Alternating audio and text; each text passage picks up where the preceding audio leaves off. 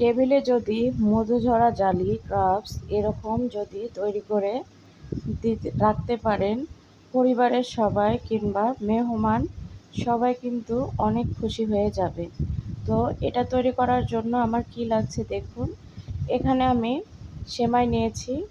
আমি এখানে বনফুল সেমাই নিয়েছি, আপনারা যে কোনো ব্র্যান্ডের সেমাই নিতে পারেন।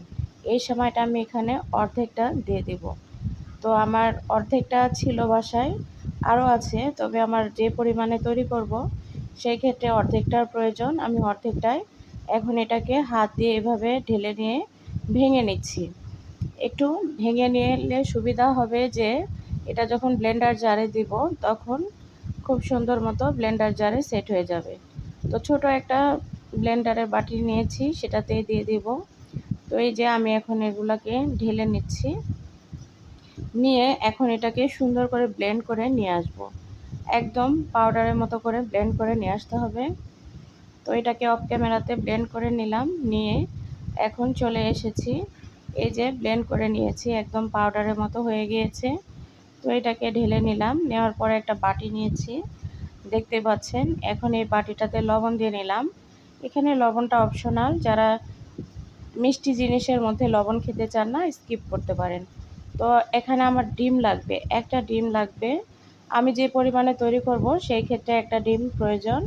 তবে আপনারা যদি বেশি পরিমাণে তৈরি করতে চান সেই ক্ষেত্রে এখানে ডিম 2টা বা 3টা দিতে পারেন।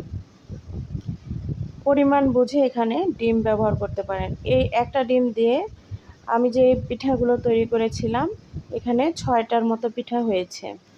তো এখন এখানে দেখুন আমি চিনি দিয়ে দিলাম 2 টেবিল চামচ। আপনাদের টেস্ট বুঝে এখানে চিনি দেবেন। মিষ্টি বেশি খেতে চাইলে চিনি আরও বাড়িয়ে দিতে পারেন। তবে যেহেতু এখানে আমি লাস্টের দিকে ক্যারামেল ব্যবহার করব, যার জন্য এখানে চিনির পরিমাণটা কম দিলেই বেটার হয়। আর এই যে 10 টাকা দামের যে গুঁড়া দুধের প্যাকেট আছে সেই গুঁড়া দুধের 1 প্যাকেট আমি এখানে ঢেলে দিলাম। আমি প্যাকেটটা আপনাদের দেখাইলাম, এটা আপনাদের বোঝার সুবিধার্থে। তো এই যে আমি এখন এটাকে খুব ভালো করে নেড়ে নিয়েছি একটু। আর এখন আমি সেই গুঁড়া করে রাখা সেমাইগুলো দিয়ে দিলাম। তো আপনারা এখানে এরকম চিকন সেমাইগুলো দেওয়ার চেষ্টা করবেন। এখানে যদি আপনারা লাচ্চা সেমাই দেন তাহলে কিন্তু আমি যেরকম করে তৈরি করছি সেটা হবে না, এর জন্য এই চিকন এই সেমাইগুলোই লাগবে। তো যেহেতু ডিম দিয়েছি, চিনি দিয়েছি, একটু এভাবে ফেটিয়ে নিব, এতে করে চিনিটা গলে যাবে। তো আমি একটু অফ ক্যামেরাতে এটা সুন্দর করে ফেটে নিয়েছিলাম, নিয়ে এখন আমি এখানে দেখুন চালের গুঁড়া দিয়ে দিচ্ছি। হাত দিয়ে 2 মুঠের মতো আমি এখানে চালের গুঁড়া দিয়ে দিলাম। আর 1 মুঠেরও কম আমি এখানে দিয়ে দিলাম আটা। আমরা রেগুলার যে বাসায় আটা খাই সেই আটাটা এখানে দিয়ে দিয়েছি। চাইলে এখানে আপনারা ময়দা ইউজ করতে পারেন। তো দেখুন আমি এটাকে এখন এগুলো দিয়ে একটু নেড়েচেড়ে নিয়ে পানি দিয়ে নিচ্ছি। এখানে পানির ব্যাপারটা বলি, পানিটা এখানে অবশ্যই একটু কুসুম গরম পানি নেবেন, এতে করে পিঠাটা খুবই সুন্দর আসবে। ঠান্ডা পানি দিলেও সমস্যা নেই, তবে একটু কুসুম গরম পানি দিলে পিঠাগুলো খুব ভালো জালিদারি হয়ে যাবে। তো এই যে আমি এখন এটাকে পানি দিয়ে যতক্ষণ না ব্যাটারটা পাতলা হয় সেই পরিমাণ পানি দিয়ে এটাকে নেড়েচেড়ে সুন্দর একটা ব্যাটার তৈরি করে নিব।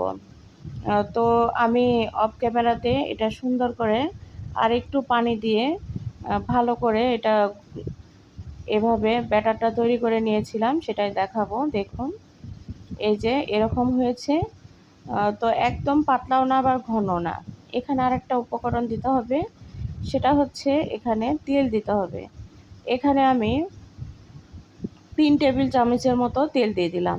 এই তেলটা দেওয়ার কারণ হচ্ছে পিঠাগুলো যখন তৈরি করবেন এই পিঠাটা একদম সফট হবে আর একদম অনেকটাই প্যানকেকের মতো হয়ে যাবে।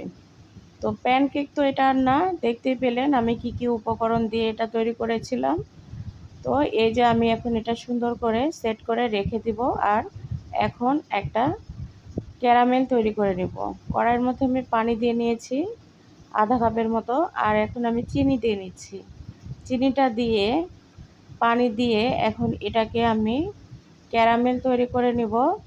তো এখানে একটু লেবুর রস আমি ইউজ করব, এতে করে ক্যারামেলটা জমাট বাঁধবে না। ক্যারামেল সাধারণত জমাট বেঁধে যায়, তবে এভাবে যদি একটু লেবুর রস দিয়ে নিতে পারেন সেই ক্ষেত্রে কিন্তু এটা জমাট বাঁধার সম্ভাবনা থাকবে না। এই যে এখানে লেবু নিয়েছি, লেবুগুলো চিপে দেব। আমি এখানে 2 স্লাইস লেবুর মতো চেপে দেব।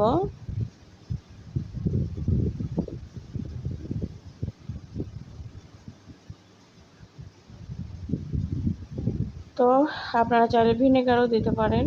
তো এইভাবে এখন এটাকে নেড়ে চেড়ে সময় নিয়ে ক্যারামেলটা তৈরি করে নেব। তো অফ ক্যামেরাতে আমি আরও জাল করে নিয়েছিলাম, নিয়ে সুন্দর করে ক্যারামেল তৈরি করে নিয়েছি। এই যে দেখতেই পাচ্ছেন। তো আসলে বিদ্যুৎ চলে গিয়েছে, এজন্য আমি যতটা সম্ভব আলোর ব্যবস্থা করছিলাম। তো এই যে এখন এটাকে আমি আরও এভাবে নেড়ে চেড়ে নিচ্ছি। নিতে নিতে দেখা যাবে যে ক্যারামেলটা রেডি হয়ে যাবে আর একদম পারফেক্ট পিঠার জন্য।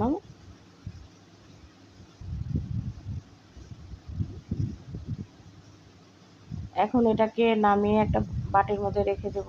বা এখন আমি পিঠাগুলো তৈরি করতে চলে আসলাম, বা নাস্তাটা। এই যে দেখুন, এখন আমি 2 চামচের মতো ব্যাটারটা দিয়ে নিয়েছিলাম, নিয়ে এভাবে চতুর্পাশে একটু ঘুরিয়ে ঘুরিয়ে দিলাম, এতে করে সুন্দরভাবে ছড়িয়ে গেল। আর একটা ঢাকনা দিলাম, ঢাকনা দিয়ে ঢেকে এটাকে এখন জাল করে নেব। তো এই যে দেখুন কত সুন্দরভাবে হয়ে গিয়েছে। তো একটু সফট হয়, যে উঠাতে গেলে বুঝতে পারবেন কতটা সফট। তো দেখতে পাচ্ছেন পিছনটাও কত সুন্দর হয়েছে। তো এখন এটাকে আবারও এভাবে উল্টে দিব। এই যে রেডি হয়ে গিয়েছে। এখন এভাবে বাদবাকিগুলো আমি কিন্তু তৈরি করে নেব। এখানে আর কোনো তেল দিইনি, তেল ছাড়াই এখন একটু তৈরি করব।